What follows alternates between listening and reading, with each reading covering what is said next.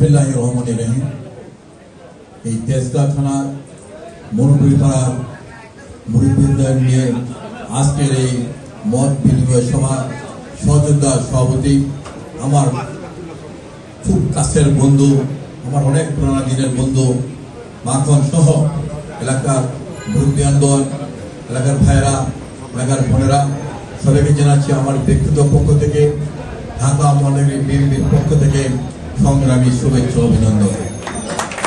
আমি সর্বপ্রথম গত 15 জুলাই থেকে 5ই আগস্ট পর্যন্ত শেখ হাসিনার পতনের জন্য আন্দোলন করতে গিয়ে যে সকল ছাত্র ভাইরা, যে সকল যুবক ভাইরা শহীদ হয়েছেন, আমি তাদের রুহের মাগফিরাত কামনা করছি এবং তাদের পরিবারের প্রতি সমবেদনা জানাচ্ছি। তাদের আত্মার রুহের মাগফিরাত কামনা করছি। তাদের শহীদের বিনিময়ে, তাদের রক্তের বিনিময়ে আমরা আজ এখানে সমাবেশ করতে পারছি।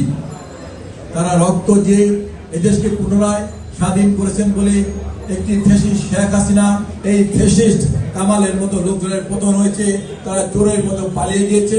আমরা বাংলাদেশে এগিয়ে যাচ্ছি। প্রিয় সাথী বন্ধুরা, আজকে শুধু একটি কথা বলতে চাই,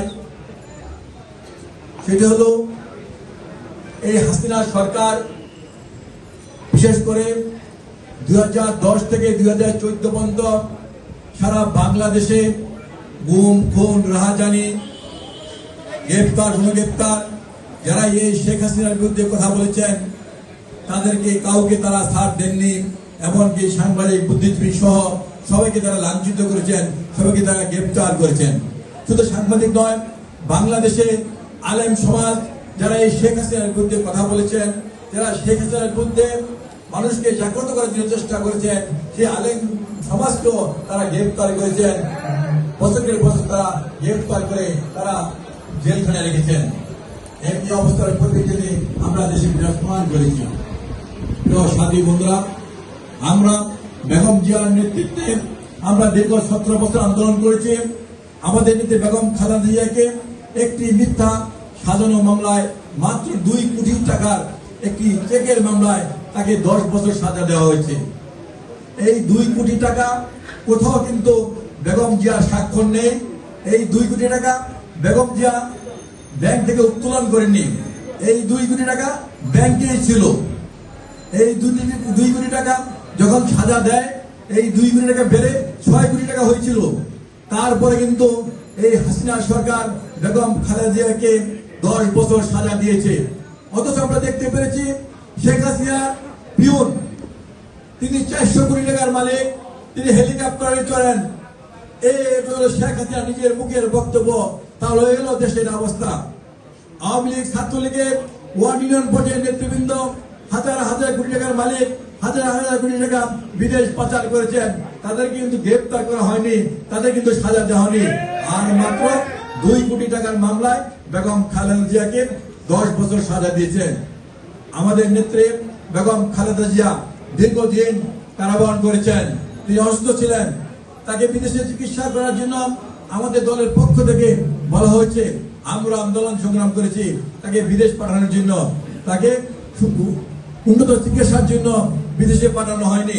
কিন্তু বাংলাদেশে যারা হাজার হাজার কোটি টাকা চুরি করেছেন, বাংলাদেশের ব্যাংক চুরি করে খালি করে ফেলেছেন, বাংলাদেশে যারা শেয়ার মার্কেট চুরি করে খালি করে ফেলেছেন, তারা দিনের পর দিন কাশি হলেই বা কানে একটু পানি গেলেই তারা বিদেশে গিয়ে চিকিৎসা করেছেন।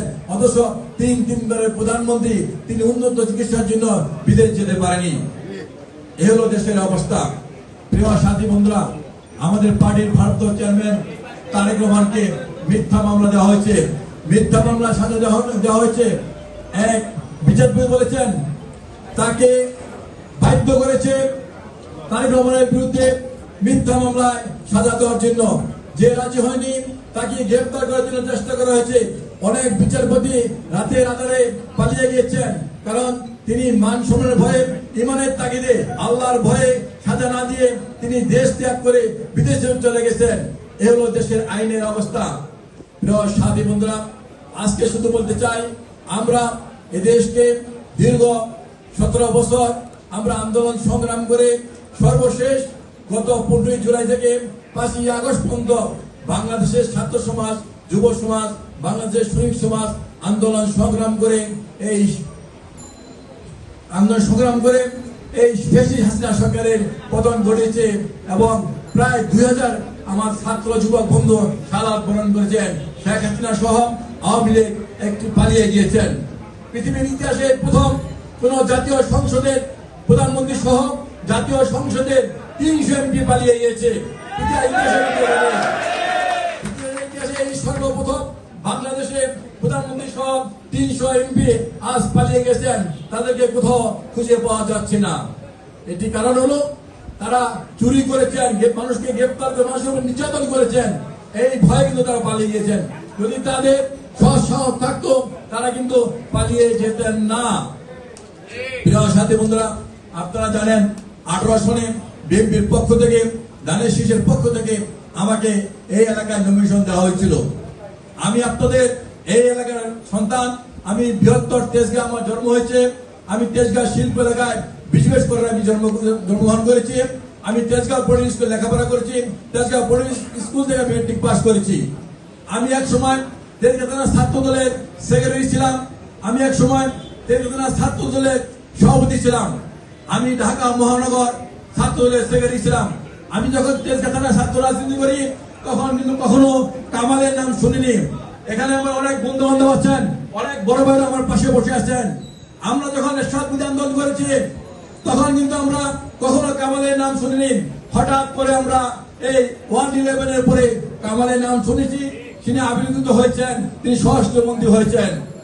প্রিয় সাথী বন্ধুরা, 18 সনের নির্বাচনের পূর্বে এই সরকারের কামাল সাহেব, যাকে কুখ্যাত কামাল আমার সহযোদ্ধা ভাই বলেছে, রবিন বলেছেন, এক মাসে এই ঢাকা 12 4টি থানায় বিএনপি নেতা কর্মীদেরকে 91টি মামলা দিয়েছে। শেরেবানগর থানা, তেজগাঁ থানা, তেজগাঁ শিল্পোদ্যোগ থানা এবং হাতিঝিল থানায় এক মাসে 18 সনে এক মাসে 91টি মামলা দিয়েছে। প্রতিটি মামলা আসামি 120 থেকে 160 জন, অর্থাৎ 10,000-এর উপরে হলো আসামি। এগুলো স্বরাষ্ট্রমন্ত্রীর কাজ।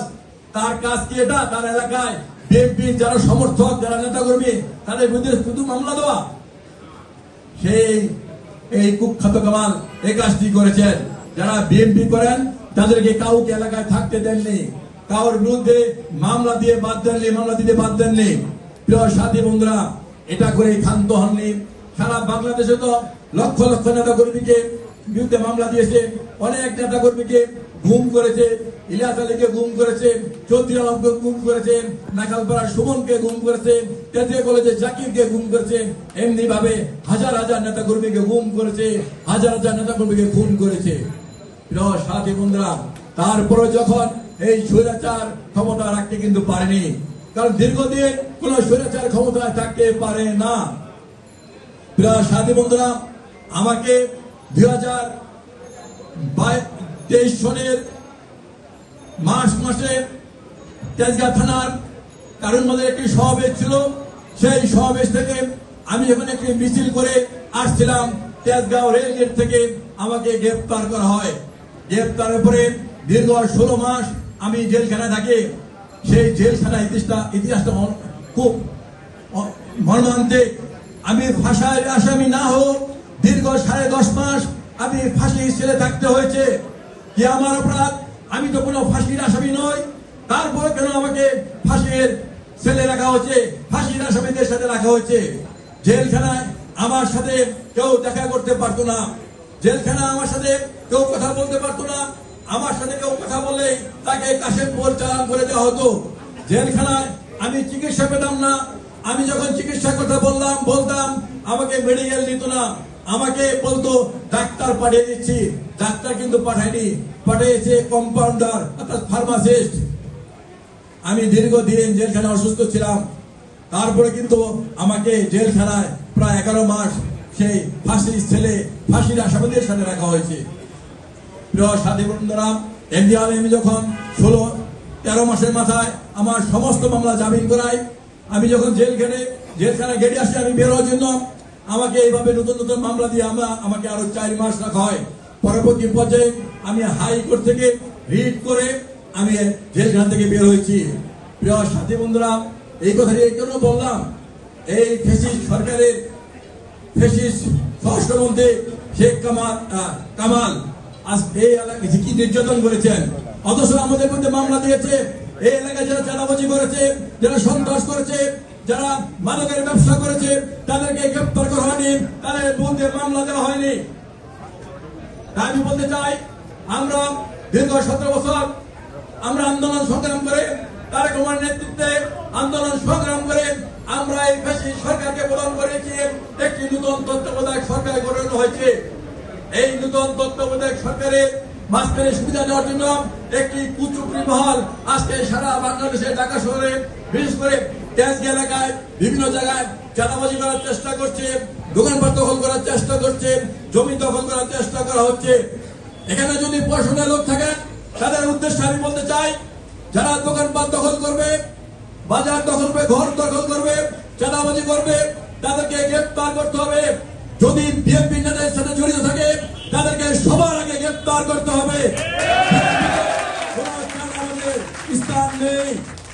আমি বিএনপি নেতা কর্মী যারা আছেন, যারা এখানে আসেননি, তাদের উদ্দেশ্যে বলতে চাই, চাঁদাবাজি ছেড়ে, দখলদারি ছেড়ে অন্ধ কাজ করুন, ব্যবসা বাণিজ্য করুন।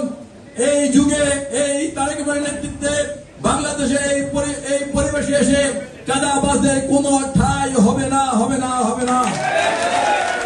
প্রিয় সাথী বন্ধুরা, আজকে আমরা বলতে চাই, আমাদের এই এলাকায় নয়, আমাদের পার্টির চেয়ারম্যান তারেক রহমানের নির্দেশ, এই স্বাধীন বাংলাদেশের ভূখণ্ডে যারা আমরা বসবাস করি, যারা বাংলাদেশে আমরা বসবাস করি, আমরা সবাই বাংলাদেশি, হিন্দু, বৌদ্ধ, খ্রিস্টান, মুসলমান, আমরা সবাই ভাই ভাই।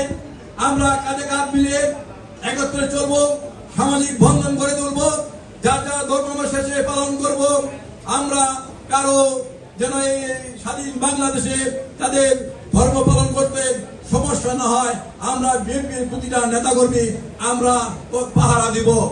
আজকে হিন্দু সম্প্রদায়ের উপরে আমরা দেখেছি, পার্শ্ববর্তী একটি রাষ্ট্রে মিডিয়া প্রচার করা হচ্ছে, বাংলাদেশে হিন্দু সম্প্রদায়ের উপর হামলা হচ্ছে, বাংলাদেশে মন্দির ভাঙা হচ্ছে। আমরা কিন্তু 5ই আগস্টের পরে সারা বাংলাদেশে ঘুরে ঘুরে আমরা মন্দিরের খোঁজ খবর নিয়েছি, হিন্দু ভাইদের খোঁজ খবর নিয়েছি, আমরা কিন্তু এই আলামত দেখতে পাইনি। তাহলে কেন ভারতে এটা প্রচার করা হয়েছে? আমরা মনে করি ভারত সরকার বাংলাদেশের গণতন্ত্রের বিরুদ্ধে, বাংলাদেশের গণতান্ত্রিক মানুষের বিরুদ্ধে চক্রান্ত ষড়যন্ত্র হিসাবে এগুলা প্রচার করছে। এই ব্যাপারে আমাদেরকে সজাগ থাকতে হবে। আমরা ইসলামী মূল্যবোধকে ঐক্যবদ্ধ রেখে, আমরা স্বাধীন বাংলাদেশে যারা বসবাস করেন, হিন্দু, বৌদ্ধ, খ্রিস্টান, মুসলমান, আমরা সবাই আমরা মিলেমিশে থাকবো, সবাই আমরা একটি সামাজিক বন্ধন তৈরি করব।